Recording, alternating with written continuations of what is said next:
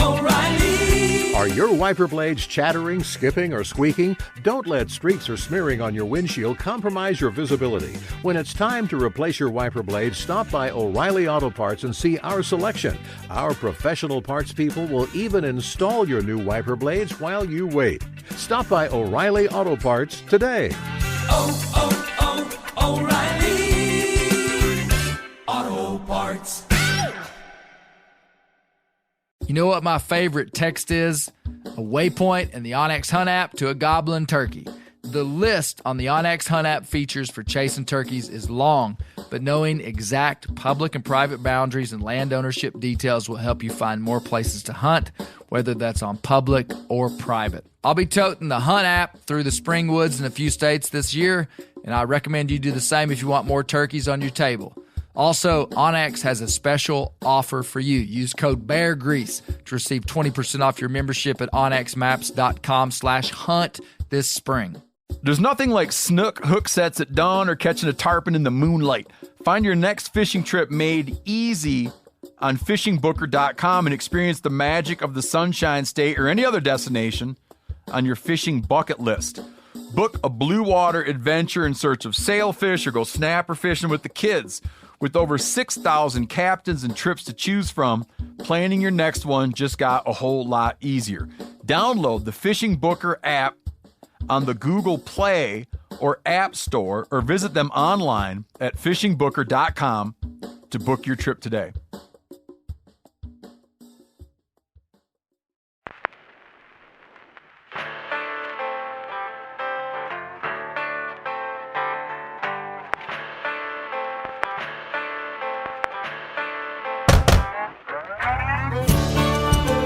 My name is Clay Newcomb, and this is a production of the Bear Grease podcast called the Bear Grease Render, where we render down, dive deeper, and look behind the scenes of the actual Bear Grease podcast. Presented by FHF Gear, American-made, purpose-built hunting and fishing gear that's designed to be as rugged as the places we explore.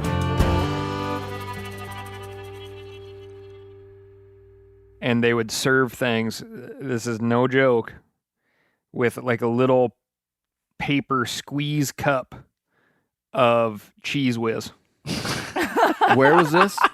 And I was just dumbfounded and was going to start making fun of it a little bit. But until I looked around and everybody there was actively enjoying their Cheese Whiz. Now, what were they putting the Cheese Whiz on? All their breakfast items. What state was this? Minnesota. Minnesota. Yeah, up northern Minnesota. So they didn't give you your own can. They gave you like a little individual squeeze paper thing full of Cheese Whiz. But they were they making their own, or these are like produced? I think they were like craft supply. Oh, okay, this is legitimate. Oh yeah. Hey, this is a great cold open to the Bear Grease Render. Great Cheese Whiz Render. There. The Cheese Whiz Render. Man, do we ever have an eclectic group of people here today? You know, so I'm not going to introduce. You may have, recognized their voices, but I'm not going to introduce you for a minute. I'm going to tell you guys though. I've got to warn you that you will be scrutinized heavily by the original Bear Grease crew. Okay, so my wife, Misty Newcomb, Brent Reeves, Josh Lambridge, Spillmaker, Gary Believer Newcomb. That Brent Reeves is sharp. Yeah, man. He's sharp. Yeah. Well, see, I'm not saying the other people aren't. So occasionally, just the way it works is occasionally, if I'm traveling or something and I have a new Bear Grease Render crew, the next time I see all these people, they're like, they were okay.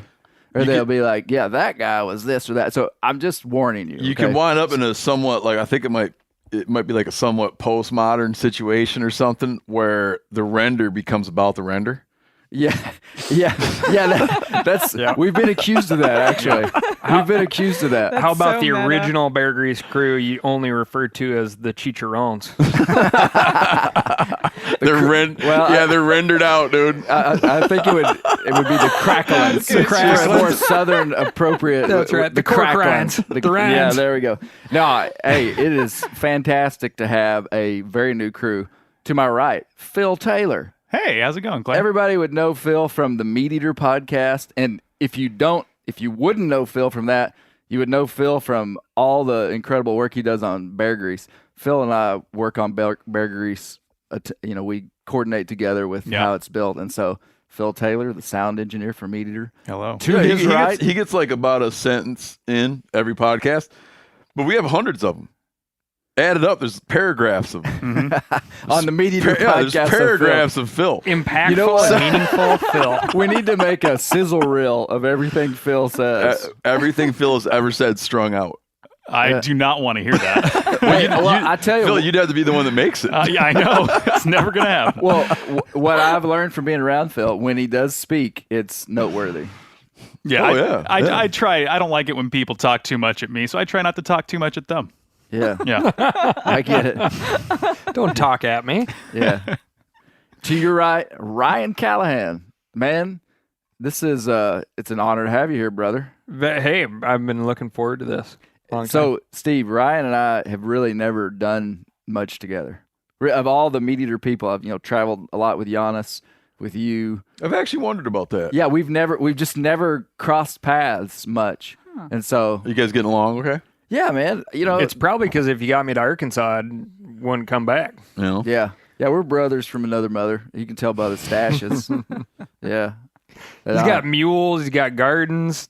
He's got lots of fishing and hunting opportunity.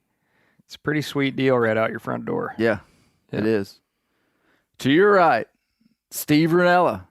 Man, now you're a regular on Bear Grease. I'm going to call you a regular if you've been on there more than twice. That's fair. So, but good to have you on the render. So the render, for those who might not know the structure of the podcast, it's a little bit different. So we have, and this isn't for you guys, this is for people out there. I try every now and then to kind of tell what's going on. So the Bear Grease podcast is our documentary style podcast with a very specific target, and we really dive in deep with multiple guests and voiceover and soundscapes and really do it up. The Bear Grease render is what you're hearing here, which is us talking about the previous week's Bear Grease podcast. So if this is your first time to listen to Bear Grease, go back one and you'll hear what we're going to talk about today, which is the Jerry Clower episode. But Yeah, like the Bear Grease podcast is like all the really informed, correct stuff. pretty much. And then you do this, and it's things that weren't well thought enough to make it into that. Yeah, and you have I would imagine you have some suggestions for the Jerry Clower podcast. Oh yeah. Yeah, I anticipate these. To your right, our last guest, and a much of an honor to have you here, Corine Schneider. Thank you, Clay. Thank you. And a lot of you would know Corine from the Meat Eater podcast as well. Your first time on Bear Grease. It is my first time. Yeah. So Corine is, tell us what you do, Corine. I produce the Meat Eater podcast, so a lot of pre-interviews and setting up the agenda of talking points Yeah. and transitions. Yep. Keeping Steve in line. Mm-hmm. Yeah. Okay. Before Tracking we get people into, down. I learned there's two things that you don't bring up in life this week on my Instagram. Okay. There's certain topics that if you bring them up on Instagram, it's just going to be problems for you. Number one, beekeeping. Okay. Oh, really? Those people are touchy? They are very touchy. Very different direction than I need thought we to were add heading. that to Wow. the long list of touchy enthusiast groups. Is it worse than like the the people that like the dog with yeah. Oh, man. Okay. So I've got two things. The beekeeping thing is something that happened a long time ago, but I quickly saw that it fit into the thing that I did this week that may have been a mistake. But beekeeping, Misty has a couple of beehives, and she's an amateur. She knows it. Last year sometime, I thought it was pretty cool. She was pulling out some of the screens and looking at honey. So I took a video, put it on my Instagram. Biggest mistake of my life. Beekeepers, holy moly. They can look at a 3-second video clip and like look into your soul to tell you why, you're bad at life, bad at bees, bad at Holy. If you get a second, I'd like to speak to the touchy enthusiast audience. Well, let me tell you the next one. Yeah. That's probably, it's close. Hoof trimming of mules. Yeah, Oh, So you wow. can shoot farrier stuff. But I saw that thing and I was like, looked like he knew what he was doing. Well, so did I, Steve. Man, no, I am not I'll tell you my full experience with trimming, and I put my shoes on mules. I don't shoe them very often, but when I got mules, I started paying farriers to come to your house, and it's $150, and you got to do it every 6 to 8 weeks. And No. you sit there. Oh yeah, man, it's a big deal. I didn't know it was that. I thought it was a couple times a year. Typically, It depends on who you are. typically 6 to 8 weeks. Like in talking to the farriers, they're like, because when the first guy started coming out, and farriers are always great people. They really are. I've never met a farrier I didn't like. They got to deal with a lot of people. They do, and they're just, you can't fake out a horse or a mule. Like you just kind of have to be legit, and they seem Yeah, to they're always like carry one through. kick away from being mentally disabled. And most of them have been kicked. Yeah. And Bad this backs. guy, It's a so bad this guy, back profession. He told me, he said, Clay, I said, do I really need to, shod this? At the time I had a horse, actually. Don't tell anybody I ever owned a horse. But I had a horse, and I was like, do I really need to shoe this thing every 6 weeks? And he just said, Clay, people that are really dialed in on their equine business absolutely shoe every 6 to 8 weeks. And so I said, okay. But he basically just showed me what he was doing, and I watched him 2 or 3 times, and I was like, I think I can do that. And he was like, heck yeah, you can do it. And he just showed me how to do it. And so I started doing it, primarily not even financially as much as it's a pain in the rear to schedule somebody to come 6 weeks in advance to your house, and you may not be there when they show up because you forgot about it or something. Mm-hmm. So I started trimming my mule feet, which if you're running them on rocks and rough stuff, the feet kind of trim down on their own. But man, I put up that little video just because I thought it was kind of cool. And apparently I was using the knife backwards, which, I mean, come on. There's a sharp side. and a dull side. There's a right-handed and a left-handed hoof knife, and I had 2 of them there, and I just pick up whichever one's closest, and it doesn't seem to be a limiting factor in what I'm doing. But oh man, they went off on me pretty good. So Yeah. So are you aware of Dr. Pimple Popper? Oh man. no, Okay, this is a huge thing for some people. I cannot stand it, but it's like what it sounds. I know who Cal's referring to. and it's a huge following, but and it's on people, right? And this persons or whatever, they're plucking hairs, they're popping zits, they're doing spaghetti, squeezing it out. there's very gnarly stuff, but this whole thing also exists in the agriculture community, to where you can watch these lengthy videos with millions of views of people working on abscess jaws, pus, getting all the pus out of an abscess jaw, and then doctoring feet is a big thing. oh really? Yeah. And so these people, And we're talking about horses here, just to be clear, correct? we're talking about the whole gamut Of hooved animals. of hooved Got it, animals. okay. Yep. And so that's who you're dealing with, okay? So you just hold your head up high and know that you're dealing with a bunch of people with weird foot fetishes.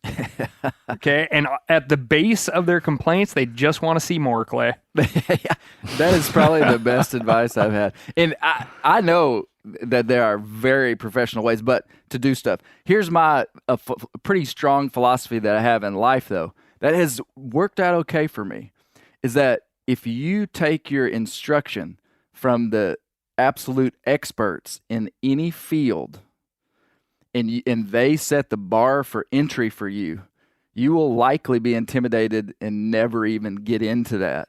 Like I am a master at very few things, but good enough at quite a bit of stuff. And trimming mule feet would be one of the things that I'm not a master at, but good enough, you know.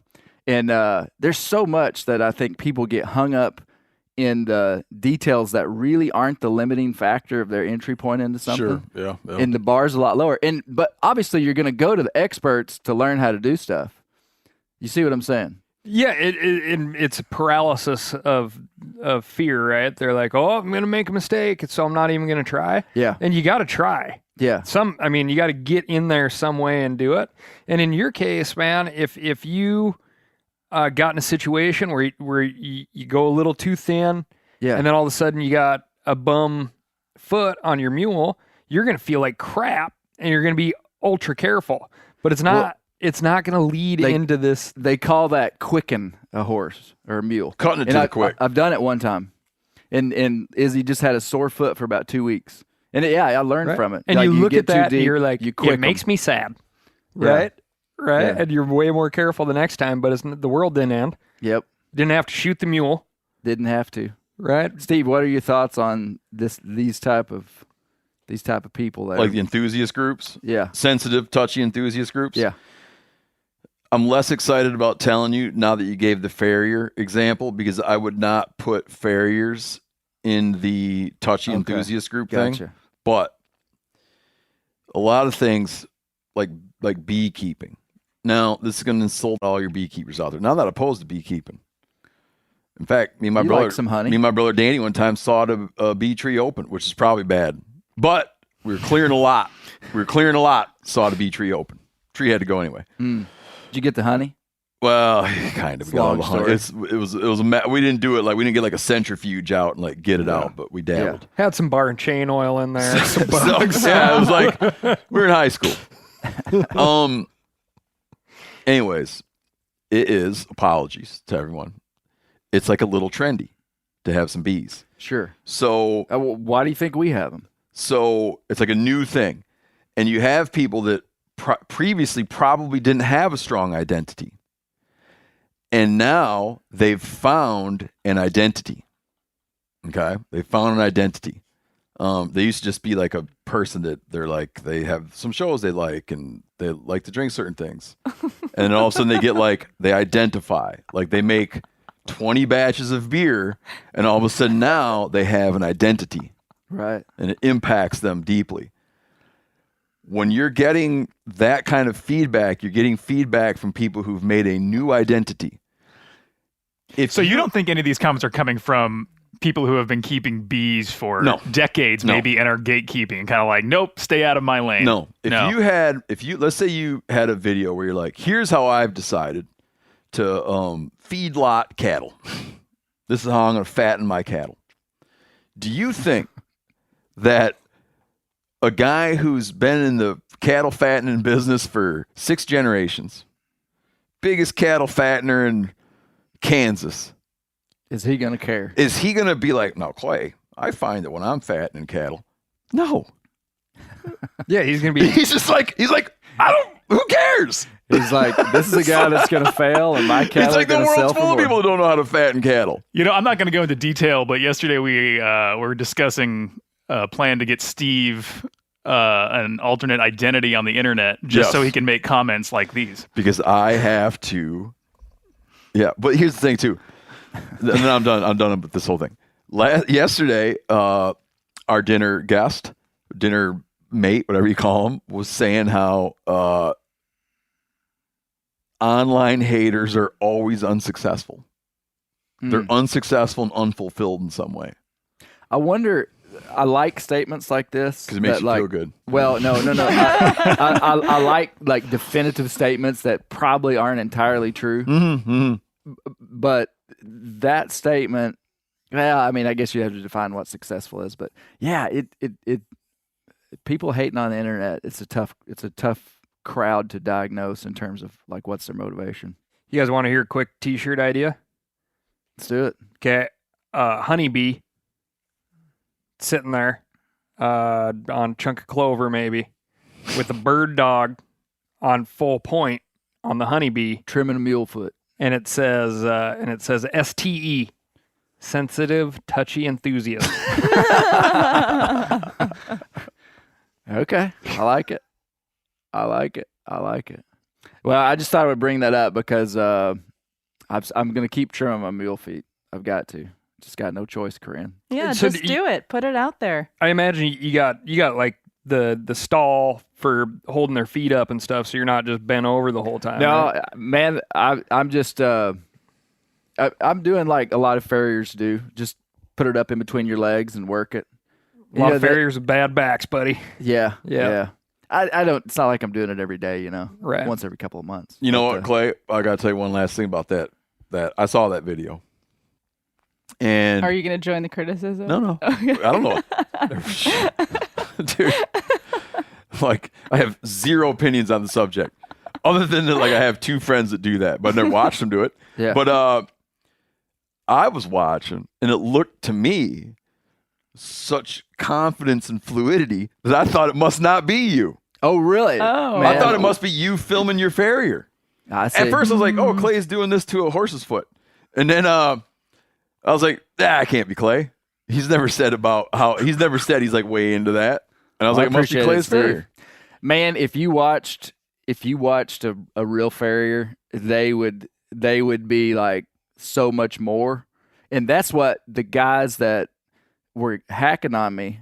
One guy was like, "Yeah, I remember what my first beer was like." That was his literal quote. Like he could say, like, "Yeah, you hadn't done this that much," which is true, Right? I mean, But like, the tone of the the tone of the comment, like maybe it'd be different if it were just like I'm looking some Instagram. pointers. I'm looking for something a little more encouraging. Yeah, exactly. Guys, like some pointers, maybe some, education. Or Just, maybe you don't just need to bash keep your 'em. mouth shut. Well, that is my favorite part, though. It's like, if you are the authority, here is a beautiful opportunity to interact with a bunch of people and give them something to go home with out of the whole depth of experience that you have packed into your brain.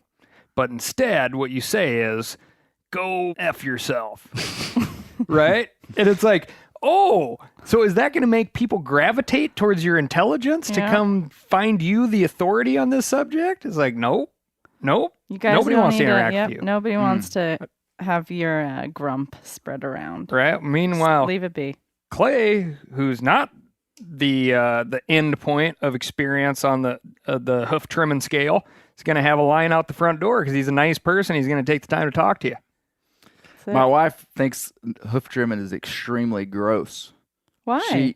She watched me do it one time, and it does smell.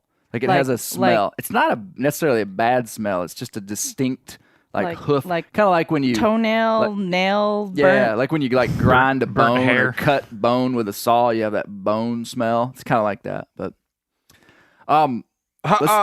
real quick, you need to shod horses when they're like, particularly when they're going to be traveling on rocky ground. right. Go back to the American West 200 years ago, where people are traveling long distances. They're away from any kind of settlement, civilizations. Are they just not doing it? I mean, obviously the horse-mounted Plains Indian hunters were riding unshod horses. Sure. But they're on rocky ground. That is a question that I've never really heard someone concisely answer, but I'll tell you my understanding of it. In modern times, the modern breeding of our horses, they pretty much have to be shod if they're going to be used extensively. Just the hoof structure, they just stay together. Their feet stay together so much better if they're shod. So those guys might have just burned them out quicker. Yep, I think so. And, I mean, if you're talking about the Plains Indians and the horses that they had, I mean, they were consciously or unconsciously selectively breeding for animals that had strong hooves, But obviously wild horses weren't shod. But, there are some horses that, I mean, can't even walk through a flat pasture without shoes on. And it's just their like foot me. structure. Yeah, just like us. Being from the north. There's also, some people say if you never shoe them, you kind of by shoeing them, you're creating a process that you have to continue, kind of like us wearing shoes. Like if you never wore shoes, you wouldn't need shoes.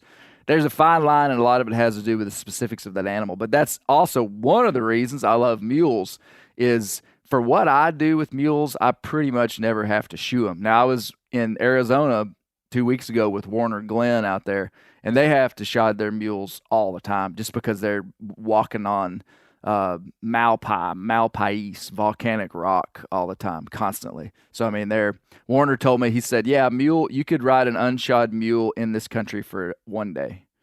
And then you'd have to put it up in a stall for 2 days, and then you could ride it again on the 4th day, And so they shoe them all and don't have any trouble.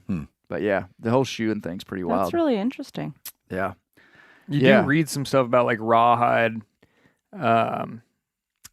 foot protection for horses back in the day. That's a real thing. I've read some references to it, but I don't know. But I think the burnout factor is a huge one because you read about the size of the horse herds for a lot of the plains tribes were immense. Yeah. Immense. So I don't think anybody was our idea of having an animal, like that's my go-to, I don't think was a thing. Yeah. Man, I got to say this before we start talking about Jerry Clower, bringing up Warner Glenn and mules. Warner Glenn, 86 years old, lives in Arizona, cowboy, dry ground line hunter. We hunted with him for 4 days. And on the first day, we rode in stuff that was the most treacherous, like wildest mule stuff I've ever been in, pretty much by far. And you're going out with this 86-year-old man, and you think, I'd never ridden with him extensively, so I was like, we're probably going to kind of go easier places just based upon the man's age. And there were a bunch of us because there was a crew there. And at one point, the dogs went over this big mountain, and Warner said, okay, y'all go around, and me and Clay are going to go just follow the dogs. And so we went up something that was just wildly steep, boulders, limbs. It was the most treacherous half-mile of mule riding I've ever done. That night, when we got back home over dinner, I said, Mr. Warner, on a scale of 1 to 10, 1 being riding down a flat gravel road, 10 being the absolute hardest mule ride you've ever done in your life, what did we do today? And he said, it was about an 8 or a 9. He said, he said the reason being, if it was any worse, you just couldn't have gone. And what he said to me, and I'll never forget it, and I kind of would have known this, but by him saying it, it kind of stamped it on me. He just said, if your mule will go, just ride it and go. He said, your mule will tell you when it's too much. And I mean, pretty much you're limited by just where that animal will go. If you spur it and it goes, it's not going to get itself into a situation that's going to hurt it. Now, it could hurt you. You could fall off. You could get raked off by a limb. You could, bad stuff could happen to you, but that animal's going to be all right. So it was a pretty exciting time. So you can't spur a mule off a cliff's edge. That's right. Yeah. That's why that's their whole thing. Have you done much riding at night? A little bit. Probably not as much as some of these guys coming way back from backcountry. Yeah, I mean that's a wild thing, man. It's not having your light on. Yeah, so you don't have your headlamp on, so the mule can see better. And yeah, you get that like feeling of floating sometimes, and you're just like super dark nights, and cross rivers, up and down drainages, and all they're doing is heading for home, and they kind of quicken up the pace the closer you get, and it's pretty wild. Yeah, but you get some real confidence in them. Yeah, but there's also those zones with low hanging branches. Yeah, that's treacherous.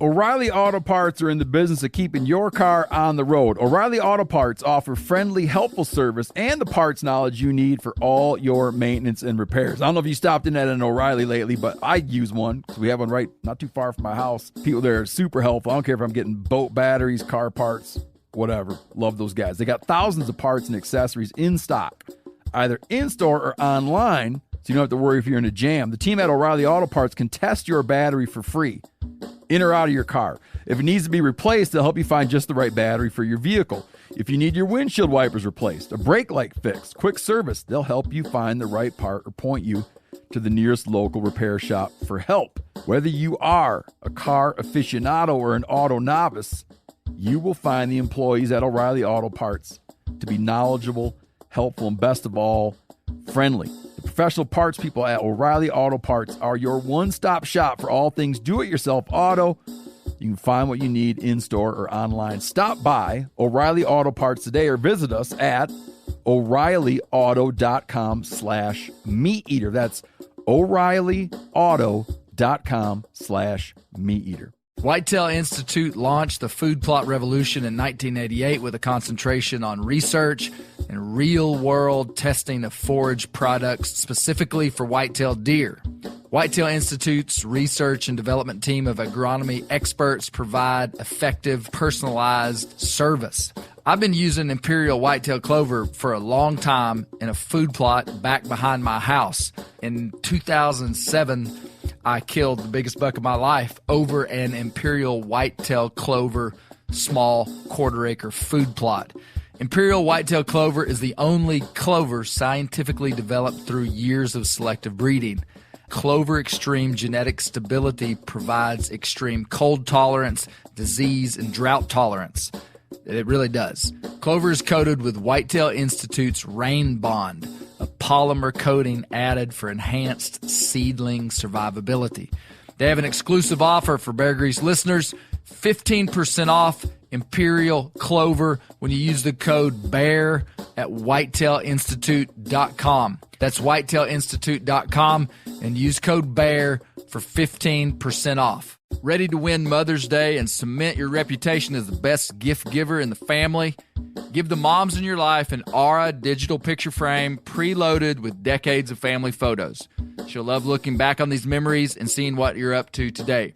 Even better, with unlimited storage and an easy-to-use app, you can keep updating mom's frame with new photos, so it's the gift that keeps on giving.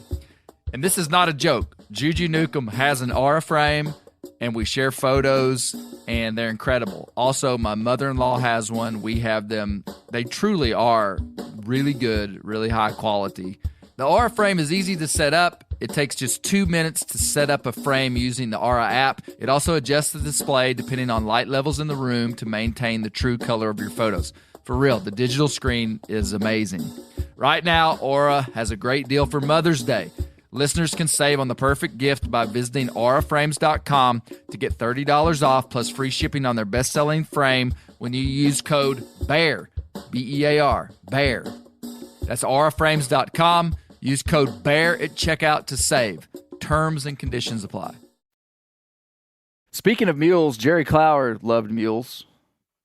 He was that was a Corine Good Schneider transition. transition right there. he was big into mules. Odell him a mule. Yeah.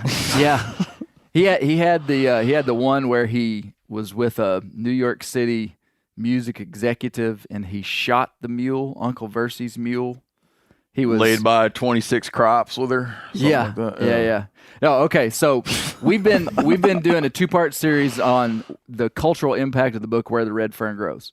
And the way that I described it was that one time that coon hunting, this super niche, small scale hunting related thing, did a 360 slam dunk on pop culture and made them love it.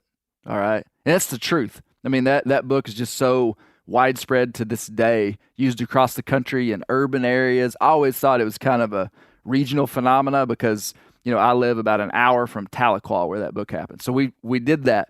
Somebody wrote me, and I got to give him credit, and I don't even know who it was, and said, hey, you ought to do something on Jerry Clower.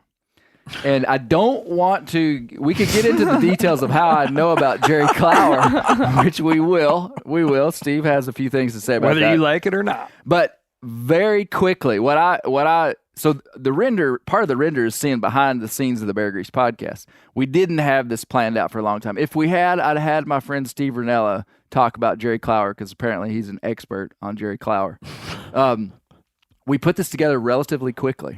And so my friend Isaac Neal, who helps me with some Bear Grease stuff, I was in Arizona and I said, Isaac, when I come home on Monday, I have got to have an expert about Jerry Clower that I've got to get an audio recording in like 2 days from when I get home.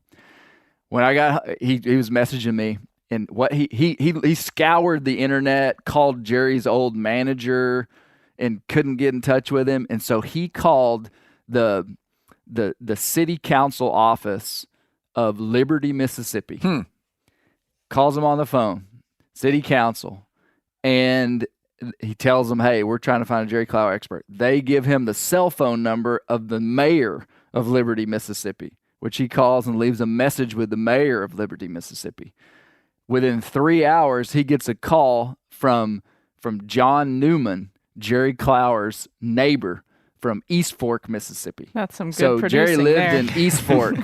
And so Isaac's like, Clay, we got Jerry Clower's neighbor. And I hadn't talked to John, so I didn't know much about him. I said, what's he like? Is he excited to do this? Like, what's the extent of his knowledge of Jerry? And, he said, man, he seems pretty legit, pretty excited. And so I called John, and just a deep Southern accent, just like Jerry. I find these regions have obviously like a Mississippi accent would sound a certain way. If you're from Arkansas, you sound a certain way. But it's very regional. One time, Steve, you would like this story. When I was in college, first day of some big college class, when you're in this big auditorium, I sat down in the seat and I heard a guy 2 chairs behind me talking. And I turned around, but I didn't look at him. I didn't know who he was. I turned around and I said, "You're from Gurdon, Arkansas." And he was from Gurdon, Arkansas. And I'd recognized his accent in a heartbeat because I had a friend from Gurdon, Arkansas. Just immediately I picked it up. I say that to say the accent of the South is varied, extremely varied. But not when you're a Yankee. Yeah, maybe so. You're from down there. Yeah. No, I see what you're saying.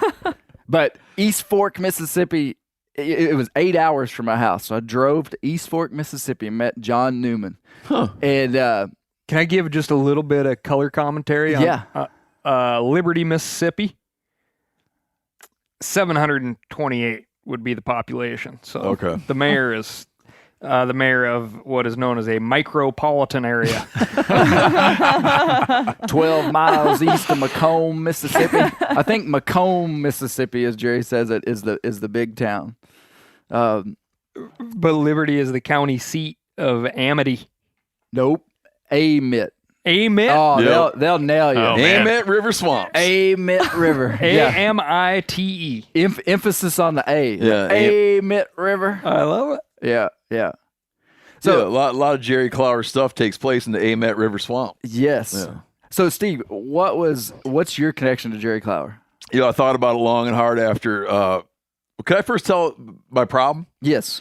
My problem is I like right when I knew you liked hunting raccoons, I was telling you, ought to listen to Jerry Clower. You ought to listen to Jerry Clower. Now Now, did you think I was listening to Jerry Clower before you were born. So You remember when you were talking about bees and shooting horses? the same So the fact that you would do the Jerry Clower thing and not even, and I would have to find out about it through Phil. I could see how that'd be really hurtful. Oh. So I'll tell you the first. Okay, I thought about it. Like, what was my initial Jerry Clower touch point? It was this. I could actually put. I could go back home and conduct some interviews, and I could probably find out the exact year because I know where my bus stop was at the time. My bus stop was 1 mile from my house. And it was. Can you do this in a Jerry Clower style? Okay. 1 mile from. I will. It was. You need 3 compass directions. 1 mile east of where Duff Road and Strail Road came together. Okay. It was, yeah, I can do all that. You could if you had time. Triangulation. It was, we had to walk that far to the bus stop because they needed to have a certain amount of visual clearance down the roads. And apparently, so for a while, they moved our bus stop to a horrible, faraway spot. Reason I say this, I heard a Jerry Clower story, and it was the one he tells about the little boy out on a moped or something. And a brand new, I can't remember what car, like some sports car pulls up next to him. And the little boy is like so curious about the car. The owner of the car rolls the window down. And the boy's got his nose in there and he's smelling the new leather and he's just so blown away. And then the light turns green. And the motorist decides to impress the little boy and just gun it out of the intersection. So he peels rubber out of the intersection, heads down the road. And a while later in his rearview mirror, he sees this little boy overtaking him on the moped. And boom! Past him. And a little while later, he comes back the other direction. Boom! Passes him. And a while later, here he sees him coming again. He's like, how is that boy going that fast? And smash into the car. And the guy gets out. And he's like, oh, is there anything I can do for you? And he's like, yes, sir, you can unhook my suspenders. from the side view mirror. So, and I remember going down to the bus stop. You were tickled by that one when you were. I remember going down to that 4 bus years stop old, at that bus stop in that spot and telling people about it. And what it was my mom had been raised in a farm area outside of Chicago that became like now it's like a big Chicago subdivision, Naperville, I think. She was a WGN listener because she liked Chicago Cubs. Even when she moved 4 or 5 hours away from Chicago up into Michigan, she would do anything possible to try to get WGN. So I grew up with WGN always playing. She liked the Cubs games, all that. Clower used to go, so this would have been I was born in 74. This has been like late 70s, early 80s. Clower would go on WGN and tell a story now and then. No one, like we knew about him, no one knew about him. As a point, it wasn't like a thing. It was like we had a very like specific entry into Clower, but we liked him a lot. So we probably had the 8 tracks at a time, but we had like Jerry Clower cassette tapes in the car, and my parents would find this stuff and buy it, and we would listen to Clower. And then even in all through like high school, all through college, within my like immediate group of friends, we would make Clower references all the time. Really? Yeah, if we were describing a tree, you'd be like, there wasn't a limb on it for a while, right? Yeah. And like we had all these Clower jokes we would run. Later, when I was in graduate school, there's this novelist from Mississippi named Larry Brown from Oxford, Mississippi. And he kind of like took me under his wing a little bit, and we became buddies. We'd go drinking together and stuff. He actually passed away early, had a heart attack when he was young. I was like, oh, one day we're just talking, and I said to Larry Brown, I'm like, you're from Mississippi. Have you ever heard of the guy, Jerry Clower? Not only that, he hung out with Jerry Clower. And that's what made me think that you, like the Mississippi people, Southern people, whatever, like somehow all know each other. Yeah. And Larry Brown would talk about how he was friends with Jerry. Would talk about how Jerry had a rule for himself that he wouldn't tell a story on stage, on a radio show, that he wouldn't feel comfortable standing up in front of his church and telling. Yeah. And Clower died in 98. Yeah. Yeah, it wasn't too terribly much longer that Larry Brown died.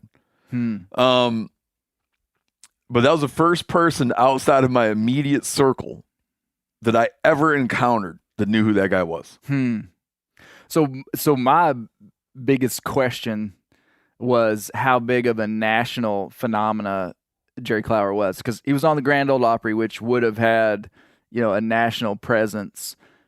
But I talked to Dr. Brooks Blevins, who is kind of an Ozarks regional expert, and I just kind of pitched an email to him like, hey, what do you know anything about Jerry Clower? He knows quite a bit about other Southern cultural related stuff.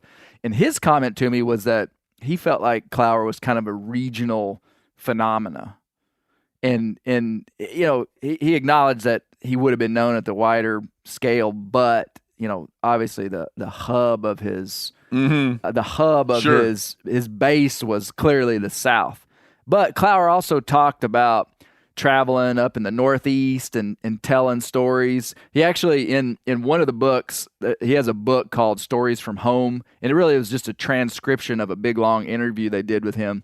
And he talked about when he was in the South, he could tell stories just real freely without explanation of stuff. Sure. And when he was anywhere else, his stories would be longer because he would say something like boiled okra, and he would have to qualify it. Yeah, like, or the raccoon tapped a tree. Yeah. Then he got where he had to explain the terms for everybody. Well, just hearing you say that I was surprised. I actually considered texting you that week that we were building this, which was just last week, and I was going to say, do you know who Jerry Clower is? And I do remember. I remember now you telling me that. Yeah, I do remember you telling that. If you want to increase the number, like you might say to someone, do you know who Jerry Clower is? They're going to say no. Then say to them this. Imagine back to when you were a kid. Do you remember a magic bait commercial in which a man said, it'll fling a craven on him? Speaking of magic, the use of magic bait will fling a craven onto catfish. That is Jerry Clower. So he did a commercial for that company. And it was like magic bait. It'll fling a craven on him. That's Jerry. That was Jerry Clower's voice. And that'll get a lot of people will be like, oh yeah, I remember that. Yeah. It'd be like, if you remember the guy, the milk guy, Vern and all that. What the hell is that guy's name? I don't remember. Yeah. You could say like, hey, do you remember his name? I wasn't born when a lot of your life happened. It sounds so funny too, because what you're talking about, the intersection of the core demographic and where that core demographic overlaps with the magic catfish bait group. I think you may be giving it too much credit. Because the widespread phenomenon. That had 6 people. Yeah. I got a buddy in Alabama who is just like your classic soft-spoken storytelling dude, and he knows that it just his giant repertoire of Jerry Clower stories, but he'll just like slow roll them out for you, you know, and they're first person stories, right? And so after the very first one, you're like, oh, I get it. This is not your story. It's just a good story. But there's a great one about this kind of well-to-do gentleman. He's out there squirrel hunting, not doing very good. And here comes this boy up the road who's just obviously from a lower class society, right? Other side of the tracks. And he's got a bunch of squirrels hanging from his belt. But no, this is a Clower story. Yeah, no gun or anything. And he said, "Oh, son, looks like you're doing pretty good." And so, "Oh, yes, sir. Yes, sir." You know, all Clower stories are like very polite, and addresses the squirrels on the kid's belt after giving him a spare apple, and they're talking about the squirrel season, and he says, "Well, son, I see you don't have a gun." He says, "No, sir, I use a sling." Or just slings rocks at him. He said, I just chuck rocks at him. Just chuck rocks at him, yeah. And pretty soon a squirrel presents itself, and the guy says, "Son, why don't you take a crack at that thing?" And so I think like left-handed, he wings a rock up there, knocks a squirrel off the tree, and ties another squirrel to his belt. And the gist of the story is like, oh man, and you're a lefty to boot or something like that. And the kid's like, "Oh no, sir, my papa won't let me use my right hand. I beat him up too much." He He said he had those squirrels tucked up under his belt, and it looked like a squirrel hula skirt. That's what he said. Yeah. You know, it had been a long time since I'd listened to Jerry Clower. And when I was driving to Amite County, Mississippi, I listened to him nonstop. On Spotify and Amazon Music, they have Jerry Clower's Greatest Hits. They have Peaches and Possums. Mm-hmm. So there's different albums. And then they have Clower Power. So there's 3 albums. There's some deep cuts on Spotify too, though. Or maybe, no. You can find some deep cuts maybe on YouTube, but I feel like there's some deep cuts on Spotify. When you say there's more, is that what you're saying? Yeah, like hidden gems. Yeah. Deep cuts is like a term for stuff no one knows about. B-sides and music. I was actually kind of surprised to find it so easily on these main platforms. It's amazing that it's out there. Yeah. But I listened to them all the way down. I bet if you went and asked the guys at Spotify, I bet they're not aware. If you met like the CEO of Spotify, but I really, appreciate you guys got some Clower up there. I doubt he's gonna be like, oh yeah, that was a real negotiation. Yep. Decision from the top. Yeah, all the way from the top. I think it's all those stories are so like wholesome. Mm-hmm. Yeah, that it's due for a resurgence, right? Like all I do is read up to date like periodical all day every day, and it's amazing like how stories like that now trigger such an emotional response, because everything else, like, you have to suck all the emotion out of it just to get through and be like, oh, bunch of people dying, but the environment getting destroyed, and then you're like, he's actually right-handed. It's amazing. I love it. There were a couple of things that did stand out to me. I would have never thought of Clower as intentionally like a clean comedian. I mean, we just listened to him and it's just kind of like who he was. You didn't compare him up against somebody who was different than him. Clower overlapped with George Carlin, Richard Pryor. Oh, right. I mean, folks that started. Mm-hmm. They were the ones who started cussing like in comedy. Shock humor. Yeah. Well, I appreciated, going back in and reading his, and I don't know if it's the most in-depth, but that book, Stories from Home, like he made a very intentional decision. And I said it on the podcast, 'cause I value stuff like that. When somebody has a strategy that is against the trend and they just do that strategy. And he said that somebody, a Hollywood exec or somebody that was, over him, said, hey man, you're going to have to be more risque if you want to be nationally known. And in his words, quote, he said, I defied them, and he just stuck with who he was, he didn't let it change him. And that's exactly what I appreciate. He didn't let it change him. And man, that is what, I talked to John Newman for like 2 hours, and you probably heard maybe 26 minutes of John Newman talking about Jerry.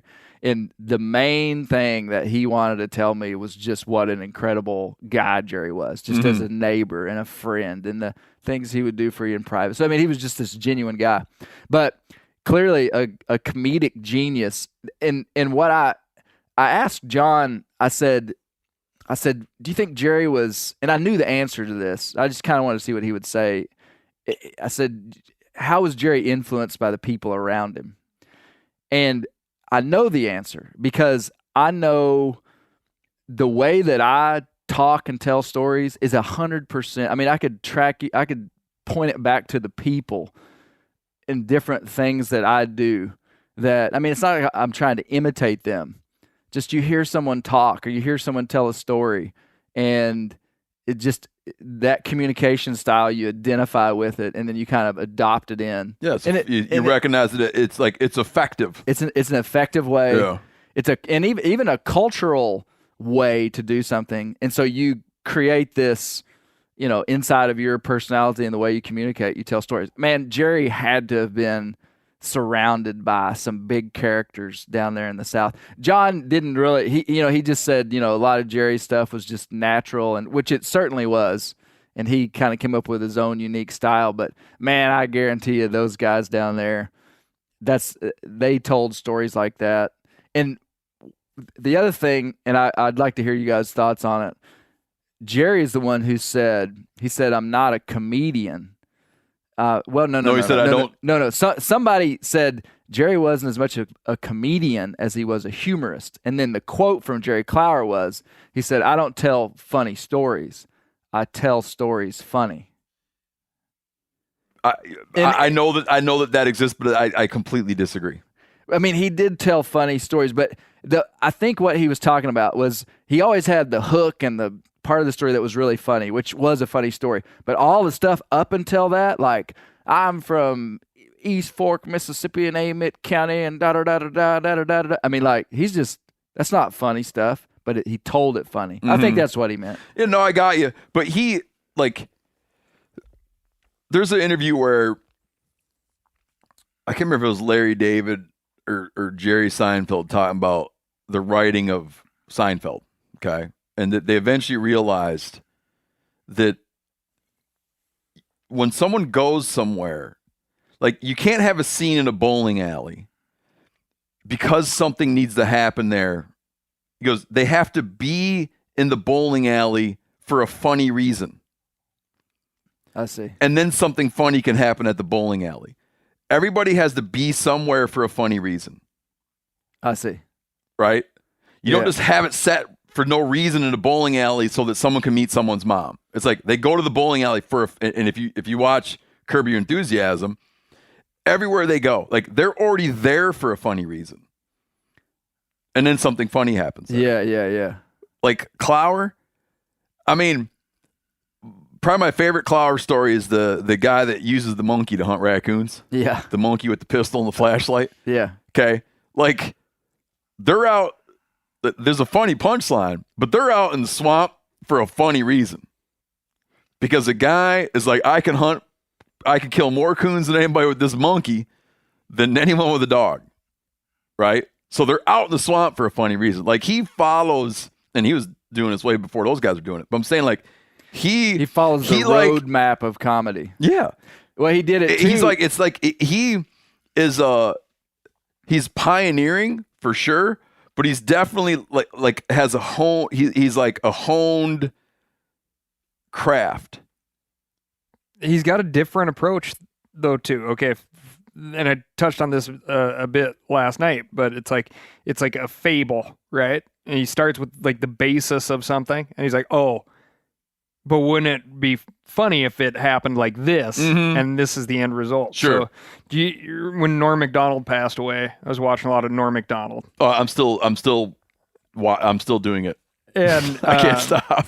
Like Conan O'Brien posted this thing. He's like the funniest guest was Norm Macdonald, and he laboriously tells this joke, and it's a joke that you've heard in some way before, and it's like a fly walks into like a barber shop and is telling the barber about all the bad things in his life and everything, and the barber's finally like, well, next door is the therapist's office. And he says, I know.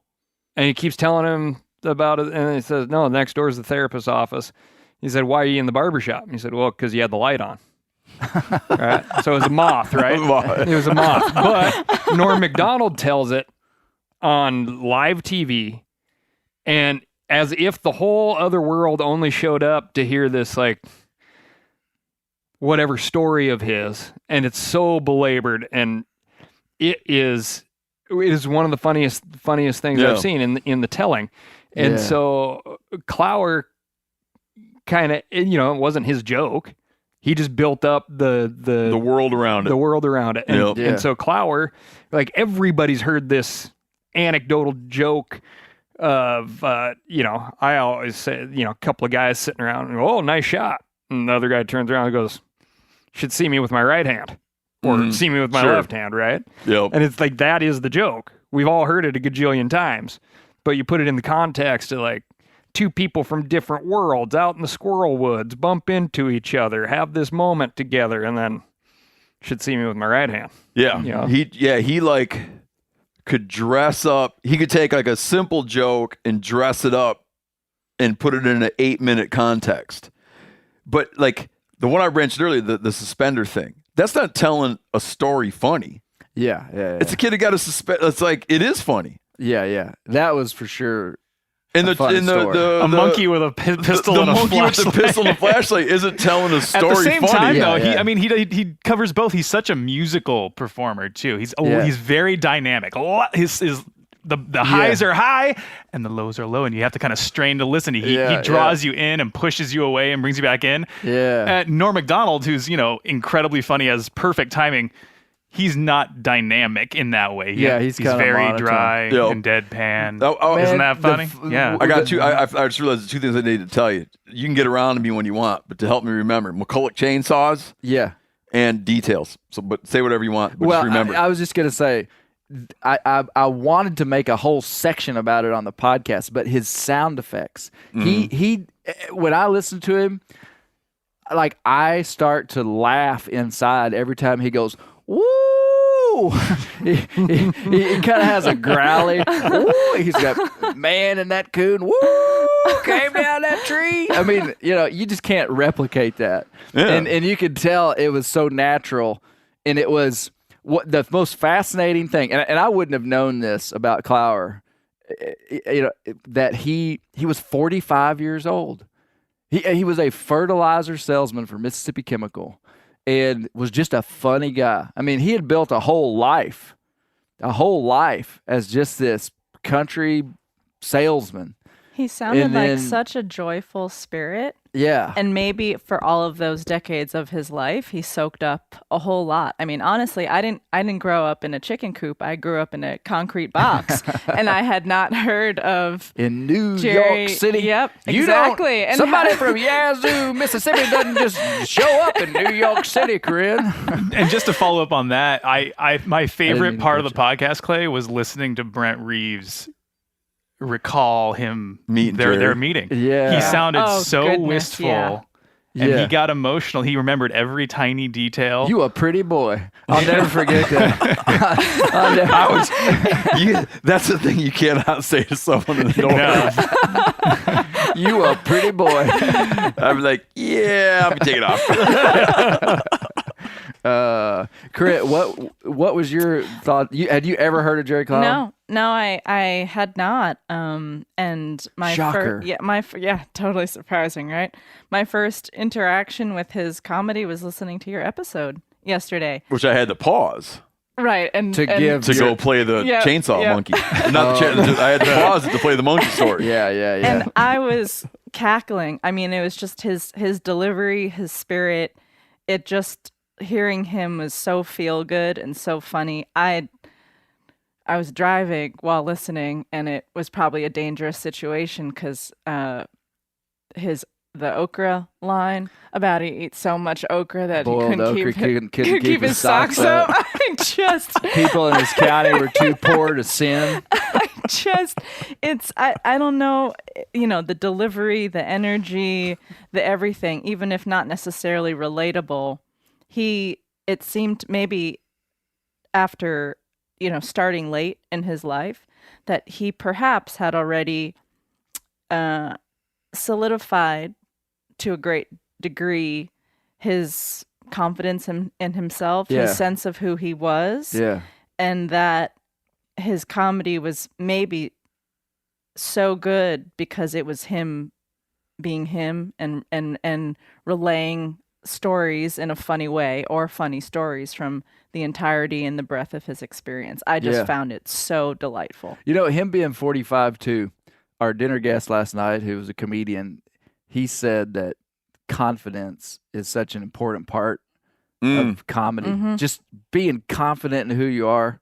And at 45, after dealing with, all these farmers for all these years, going and selling chemicals and selling fertilizer, like he knew who he was. Yep. He didn't need I to think when he change stepped for any into exec. showbiz, it was just a matter of shifting a few things around and just kind of being who he was, That's what was so cool about him. Yeah, absolutely. Fertilizer so business is a beautiful thing too, right? Because he's like, he can walk into any co-op, right, and be like, I know you need what I'm selling. Yeah. I The bet question this is, do you want to buy it from me? I bet there's some stories all over the South of him, of in his role of people that he sold to. in his former stories of him as the salesman. Hey, lastly, we'll end with your chainsaw stuff, but and details real quick. I was very glad to hear. I would not have known about Jerry's positions on race in the 70s. I just looked it up. I was just like, I just typed in something about that, and immediately it popped up some of his quotes and people saying Jerry was 30 years ahead of race. I thought that was noteworthy. Yeah, he'd get. I mean, he'd still get canceled now if you listen to everything he does. Right. Like, because like his jokes about women's liberation and stuff, they'd come after him pretty hard. Yeah. He wouldn't say them, but they'd come after him hard about it. Right. Yeah. Man, any of these comedians, you could, with a little historical revision, we just wipe them out. His whole big joke about how good his wife's got it. Yeah. You don't want to mess with what mama's got because she loves it. His whole thing is he looks at the women's liberation movement and what they're after. Then he talks about how gravy his wife has it. Yeah. And he's like, she don't want none of that shit. Yeah. McCulloch chainsaws. Oh, it was funny in the show that you were talking about because you associating Clower's chainsaw from the famous Talking Chainsaw, and your old man having a McCulloch.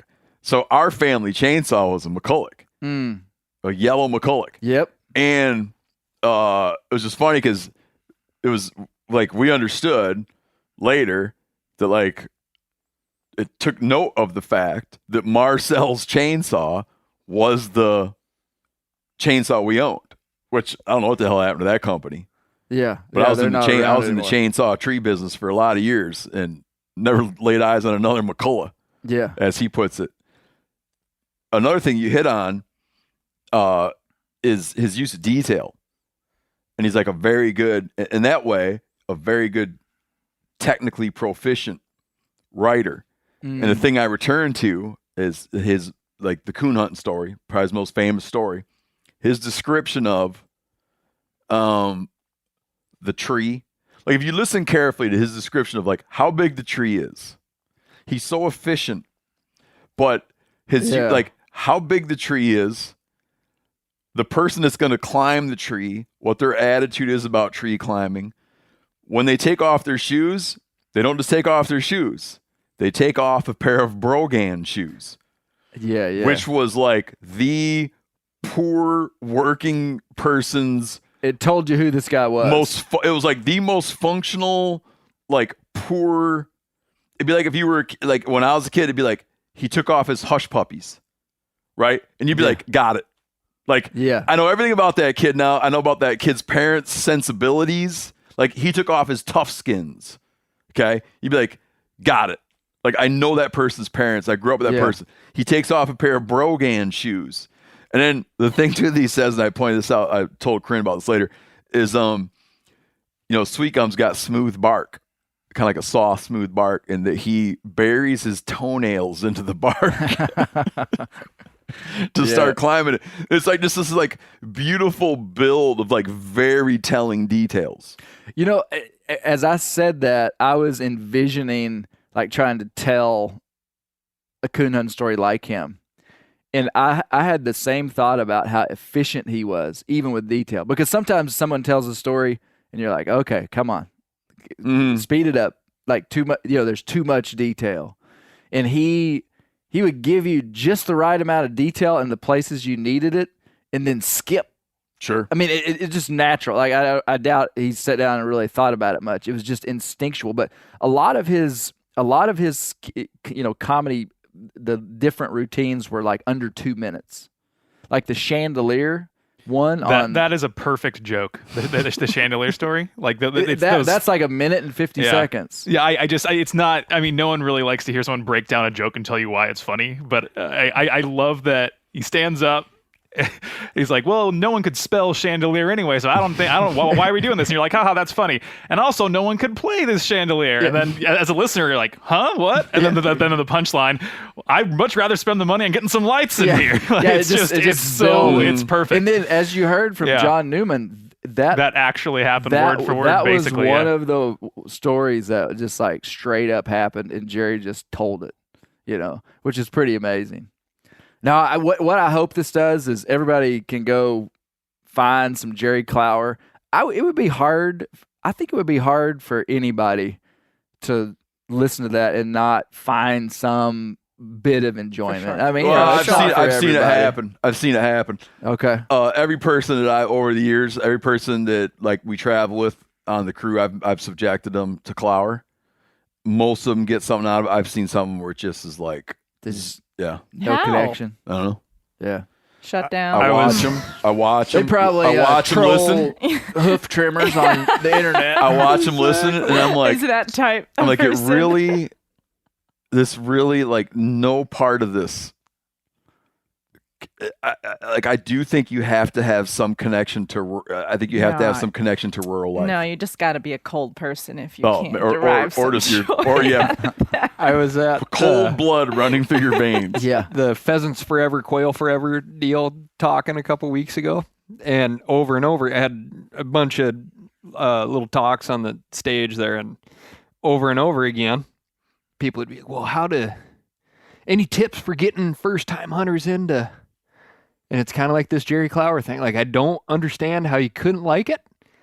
And for me, upland bird hunting's the same way. I'm like, lots of exercise, beautiful country, dogs doing their dog thing, doing the thing that they're made to do.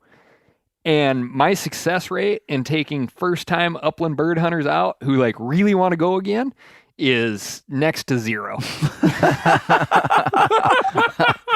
Cold it's like, blood. hey, walked all over the damn place and shot my gun once. Jerry Clower was a big quail hunter, man. We don't have time to get into it, but he said something that I thought was great detail. I don't think I brought it up in the episode, but when in the story of when he had to shoot Uncle Versy's mule, when he had to put it down, he went to Uncle Versy's and said, "Hey, we're gonna hunt on your property." And Uncle Versy goes, "Oh, that's great. There's 7 or 8 coveys between here and the road." I thought that was that's something somebody would say. 7 or 8 coveys between. That was here and the road. I know you're trying to wrap it up. That was another running joke with me and my friends, and just like teenage years, is dealing with landowners and trying to get permissions. It was a joke where it's like only people that do that would get how receptive when he goes to get permission. "Oh, I'm so glad you come out and hunt my place." God like bless you, son. Like only someone who's like dealt with like permissions all the time would find it funny that like Jerry goes to get permission and the guy's like, "So glad you're here." Yeah. We've been saving them for you. That's a great. You're doing me a service. That's great. Man, there's so many jewels inside of that, and so it's been a lot of fun. Thank you guys for being on the Bear Grease Render. Oh, it was great. Thank you. Much appreciated. Yeah, I hope the original crew doesn't have too much of a problem. No, with this is a lot better. Yeah. It's a lot better than Anything y'all would like to say? A lot better than pork they do. rinds? What's that? To the pork rinds? The original pork rinds. The cracklins. The cracklin? Here's how to do it right, boys. Yeah. And lady.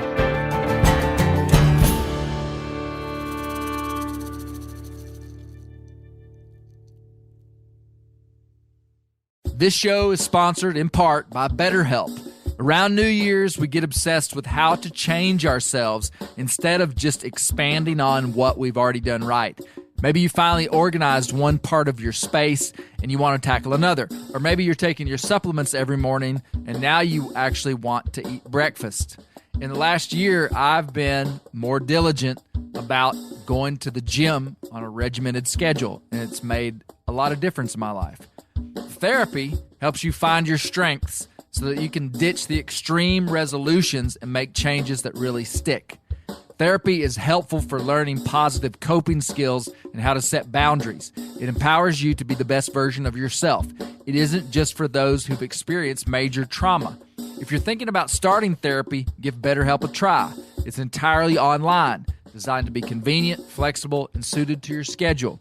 Just fill out a brief questionnaire to get matched with a licensed therapist and switch therapists at any time for no additional charge. Celebrate the progress you've already made. Visit BetterHelp.com/Grease today to get 10% off your first month. That's BetterHelp.com/Grease. I'm sure a lot of you guys remember the old ceremonial hunting tradition of eating the heart out of the first animal you kill. Meat from those organs are among the most nutrient-rich foods on the planet. You can get those same benefits your ancestors craved via convenient daily capsules from Heart and Soil. Find out more at heartandsoil.co. And remember, use code MeatEater for 10% off your purchase.